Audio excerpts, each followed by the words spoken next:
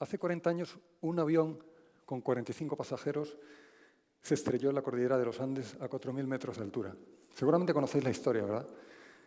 La relata la película Viven y, bueno, es una historia bien conocida, ha sido antes mencionada. Los buscaron durante bastantes semanas y los dieron por muertos. Sin embargo, hubo 16 personas que sobrevivieron 72 días subidos allá arriba a 30 grados bajo cero. A mí esta historia siempre me ha impactado y particularmente cuando tuve la oportunidad de ser profesor de dos hijas de dos de los supervivientes. Cuando ves a esas dos personas, ¿no?, que son frutos de la valentía de sus padres, ¿no?, del coraje, de la fuerza, ¿no?, te remueve. Casualmente, hace 5 años, en un vuelo que tenía de Montevideo a Madrid, un amigo me regaló este libro. El libro es un libro que cuenta la historia de allá arriba, ¿no? Está escrito por Pablo Bierzi. Pablo Bierzi es amigo personal y compañero de colegio de los supervivientes. Me lo regaló allí, justo antes de embarcar. Ya sé que no es el tipo de libro para leer en un avión, pero no pude resistir la tentación y me puse a leer. Os puedo decir que es el libro, o uno de los libros que más me ha impactado en toda mi vida. Y el libro en realidad no cuenta lo que pasó, eso ya lo sabemos todos, ya sabemos que se alimentaron de carne humana. Ese libro lo que contó es lo que le pasó a ellos por dentro, contado con 30 años de perspectiva. Pablo Bierzi los subió arriba a la montaña, habló con ellos. Es verdad que algunos dan conferencias por todo el mundo, pero otros nunca habían contado lo que pasó allí, en lo que ellos llamaban la sociedad de la nieve. Construyeron una sociedad con la que sobrevivieron. Coinciden muchos de los supervivientes en que el momento más duro de aquella tragedia sucedió el día 13º. Fue el día que cayó el alud. Uno de los supervivientes cuenta que esa noche se había quedado dormido con la mano así, porque juntaban sus cuerpos para darse calor, ¿verdad? Y de repente entra la nieve, entra dentro del fuselaje y cubre el avión por arriba. Segundos después empieza a sentir que está congelándose y curiosamente experimenta una paz, una serenidad única, como nunca antes había vivido. Fruto del shock de la congelación, su cerebro empieza a tener una triple visión de la realidad. En un plano ve el avión desde arriba cubierto por la nieve. En un segundo plano lo que ve es el avión dentro del fuselaje y sus compañeros intentando sacar unos a otros, ¿verdad? Dentro del caos, de la oscuridad. Y la tercera visión que tiene es su cuerpo muerto bajo la nieve. Está en este estado y de repente un compañero le pisa la mano y le deja 3 dedos fuera. Y él con esos 3 dedos fuera tiene la duda cruel de qué hacer. Salgo ahí fuera, al frío extremo, al hambre extrema, a la incertidumbre extrema, porque ya habían oído por la radio que se había detenido la búsqueda. ¿Salgo a ese infierno? ¿O me quedo en este estado de congelación en el que estoy, de cierta paz, de hice lo que pude? 13 días luchando. ¿Qué voy a hacer? Me cayó una luz. Y en ese momento le viene a su mente una imagen fortísima, que es su familia cenando en casa y su plato vacío. Inmediatamente empieza a escarbar con la mano. Alguien ve la mano, inmediatamente le quita la nieve y puede respirar. Él hace lo mismo con el que está al lado y también respira. Se le congelan las manos y empieza a escarbar con los puños. Los puños no funcionan y sigue escarbando con los codos. Y el siguiente estaba muerto. Se pasan 3 días y 3 noches sin poder salir del avión, alimentándose de cadáveres no de desconocidos como al principio, sino del amigo que te daba calor con su cuerpo la noche anterior. A mí esta historia me parece que tiene un paralelismo con nuestra vida. Hay momentos en los que somos protagonistas de una situación difícil, lo estamos pasando mal. En esos momentos difíciles, esos momentos de contrariedad, en esos momentos bajos, a veces sucede que hay un amigo que con una conversación nos saca del hielo, con una conversación inspiradora nos devuelve la fuerza y la energía que nos hace falta para seguir luchando. Y por eso esta historia a mí me ha hecho concluir que nos jugamos la vida en las conversaciones que tenemos. Piensa en tu vida en términos de conversaciones. Ojo, nos jugamos la vida en las conversaciones que tenemos y también en las que no tenemos.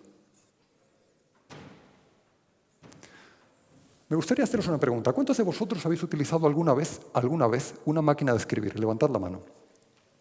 Bien, a los que no habéis levantado la mano, gracias por insultarnos con vuestra juventud. La mayoría hemos utilizado una máquina de escribir, ¿no? Y ahora imagino que muchos de vosotros, por no decir todos, tenéis un dispositivo electrónico, un smartphone, ¿verdad? Entre la máquina de escribir y el iPhone hay una colección de cambios tecnológicos, pero los cambios tecnológicos no vienen solos. Detrás de los cambios tecnológicos hay cambios sociales, hay cambios políticos, hay cambios culturales, cambios en modelos de negocio, hay cambios en modelos de comunicación. Y detrás de todos esos cambios hay un tiempo incierto, que es el que estamos viviendo. Fijaos, los que estamos hoy en esta sala, en TED Sevilla, somos protagonistas de ese momento histórico en el que nunca antes una generación ha tenido que aprender tantas cosas tan rápido como nosotros. Nunca antes. Es lógico que estemos desconcertados. Estos tiempos de grandes cambios también son tiempos de grandes contrastes y de grandes paradojas. Tenemos el mundo en el bolsillo, tenemos acceso al mundo en el bolsillo. Y esto nos permite conectarnos con todo el mundo. Paradójicamente, a veces ayuda a que nos desconectemos de la persona que tenemos al lado. Estos son los tiempos que vivimos. Y tengo la sospecha que en esta locura por la comunicación estamos empleándola a veces para sustituir conversaciones o sustituir, digamos, encuentros que requieren otro formato.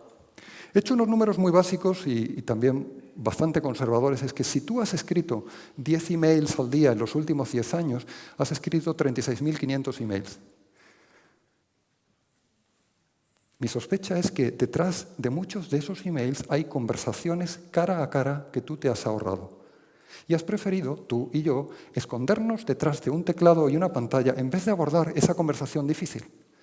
Esas conversaciones que a veces pinchan, duelen, cuestan preparar, requieren esfuerzo intelectual, requieren esfuerzo emocional. Por eso me gustaría proponer un lema para la nueva década, para esta década que empieza ahora. Menos emails y más conversaciones. Menos esconderse detrás del teclado y más afrontar conversaciones cara a cara. Yo no sé a vosotros, pero a mí me conmueve cuando veo esos viejos amigos sentados en el parque viendo caer la tarde, ¿verdad? Esas amistades que han resistido embates de la vida, ¿no? Y siguen ahí. De la misma manera que me conmueven estos matrimonios ancianos que se siguen queriendo, a pesar de todo. Me conmueve porque han sobrevivido en un tiempo muy difícil. Y quizá me conmueven porque vivimos en un tiempo en el que hay tantas familias rotas, tantos niños solos, tantas amistades rotas, tantos equipos rotos. Hay países que están rotos. El mundo está roto, básicamente. Y cuando uno piensa en tantas cosas que están rotas a nuestro alrededor, uno puede decir, bueno, ¿qué voy a hacer yo con todo esto? Bastante tengo yo con lo mío. Y eso es precisamente, me parece, el punto. Tenemos que abordar lo nuestro. Tenemos que abordar esa parte del mundo que cae sobre nosotros, sobre nuestros hombros. Y son esas conversaciones que tenemos que tener con las relaciones deterioradas que hay en nuestra vida. Si tú y yo afrontamos esas conversaciones pendientes y restauramos relaciones deterioradas, estamos empezando a cambiar el mundo. Hace tiempo me decía un amigo, hablando de un problema en una empresa, me decía, ¿sabes lo que te digo? A ese problema le falta una conversación. Y yo lo que creo es que a muchos de los problemas que tenemos entre manos en nuestras familias, en nuestros equipos, en nuestra sociedad, en el mundo, a muchos de los problemas les faltan conversaciones. Pero hay una conversación verdadera. Me gustaría diferenciar qué es una conversación de qué no es una conversación. No es una conversación suponer el punto de vista del otro, sin dejarle expresarse. No es una conversación hablar como un charlatán, sin escuchar. No es una conversación acorralar, atacar. No es una conversación el juego de las indirectas. No es una conversación pedir consejo habiendo tomado una decisión definitiva. Nada de eso es una conversación. Yo diría que una conversación se parece mucho más a una multiplicación que a una suma. Tiene mucho más que ver con nosotros que con el yo. Una conversación no es una justaposición de planteamientos, el tuyo, el mío, el tuyo, el mío. Es la fertilización de puntos de vista. O dicho de otra manera, detrás de una conversación verdadera no hay un ganador, un vencedor o tablas. Un ganador, un perdedor o tablas, como en el ajedrez de la negociación. Detrás de una conversación verdadera hay dos personas o dos países, me da igual, que están más cerca de la verdad. Verdad que ninguno de nosotros posee y a la que tenemos que acercarnos con humildad, con la ayuda de los demás. Eso es una conversación verdadera. Hay un momento de magia, Lennon y McCartney, que sucede cuando están grabando Hey Jude en los estudios de Abbey Road. Ya sabéis, Lennon y McCartney en el estudio tenían mucha fuerza.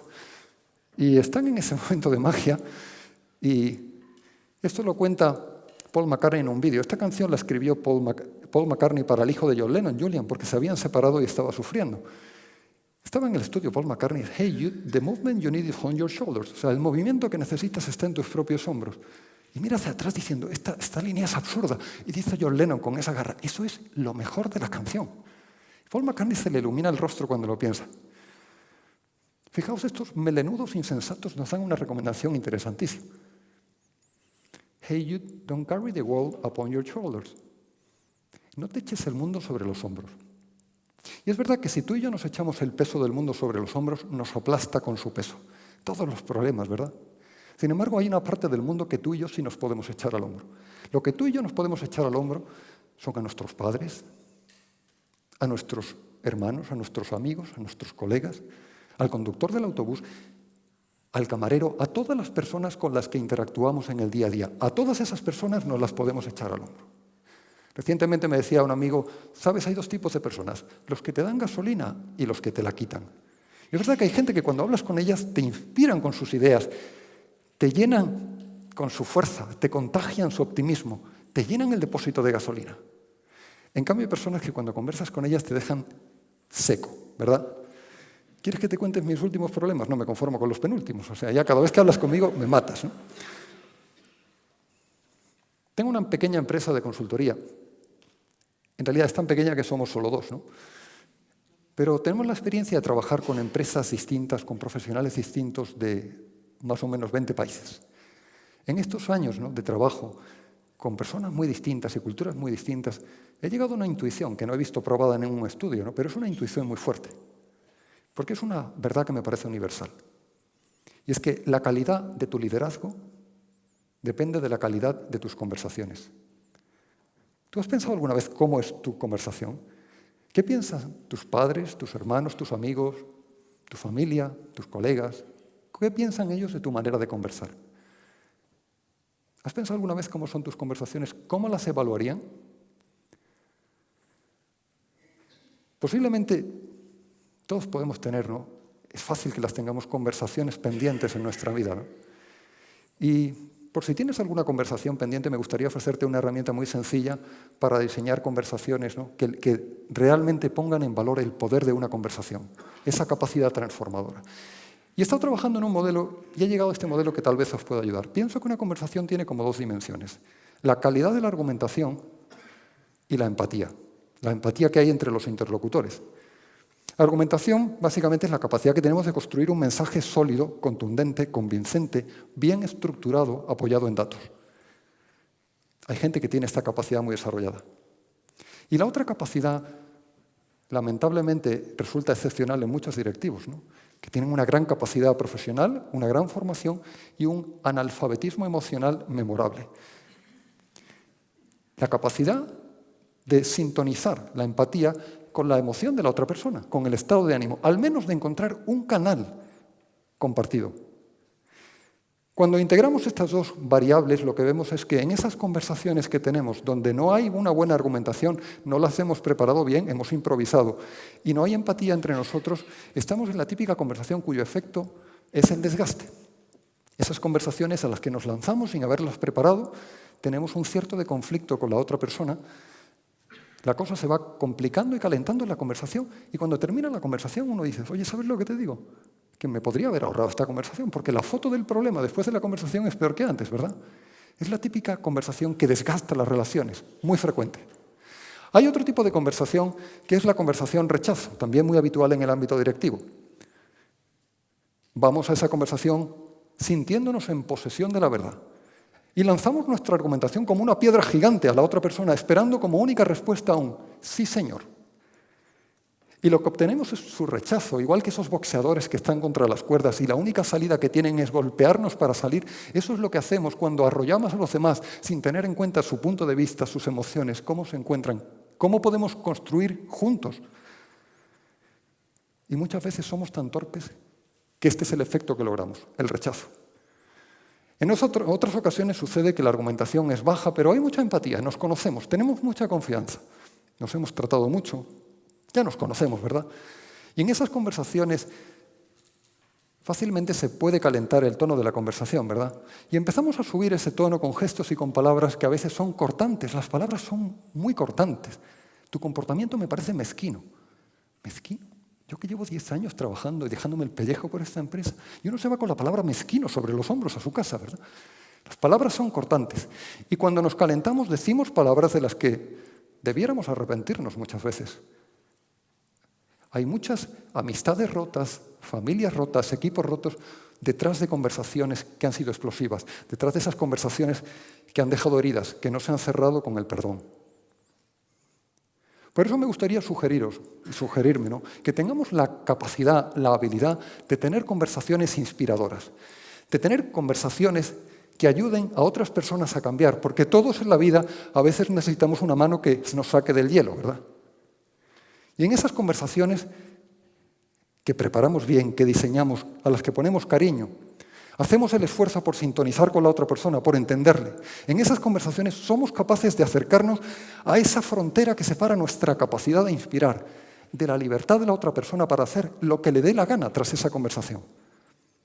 Algunas de estas conversaciones dan fruto inmediato. Otras conversaciones inspiradoras tardan años. Y hay veces que no vemos los frutos. Pero en nosotros siempre da fruto una conversación inspiradora, porque hemos tenido la valentía, la inteligencia y el cariño de decirle algo a alguien, algo que ha sido difícil. Me gustaría terminar con una historia que me contó mi padre.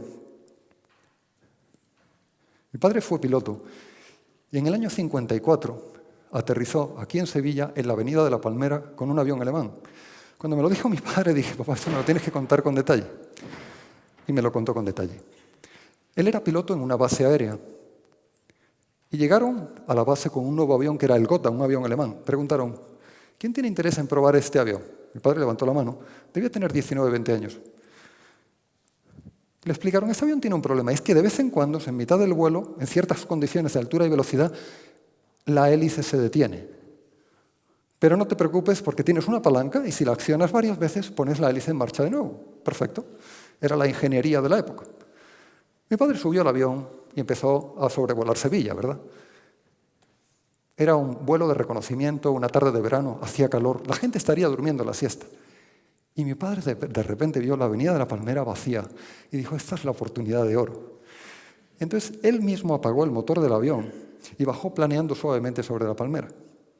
Se bajó del avión, llamó a la base desde una casa, enviaron un camión y cuando el mecánico estaban desmontando con las alas del avión para subirlo al camión, mi padre pregunta, oye, ¿cómo funciona lo de la palanca? Y el mecánico le dice, no, olvídate. Y mi padre dice, no, me interesa. El mecánico con un guiño de complicidad le dice, no se lo sigas a nadie, pero ¿ves la palanca? Tiene un cable, ¿verdad? Sigue el cable. Mi padre sigue el cable y ve que el cable no está conectado al motor de ninguna manera. Está conectado a un muelle anclado al fuselaje. ¡Un muelle! Y mi padre pregunta, esto es de locos. Y el mecánico le explica, déjame que te diga. Este avión, cuando arriba, a veces, en ciertas circunstancias de altura y velocidad, el motor se detiene, no hay que hacer nada, porque unos segundos después él se pone en marcha solo. Pero para evitar que la gente se tire en paracaídas y el avión se estrelle, les damos una palanca, ¿no? Y así no perdemos aviones, ¿no? La lógica era no perder aviones.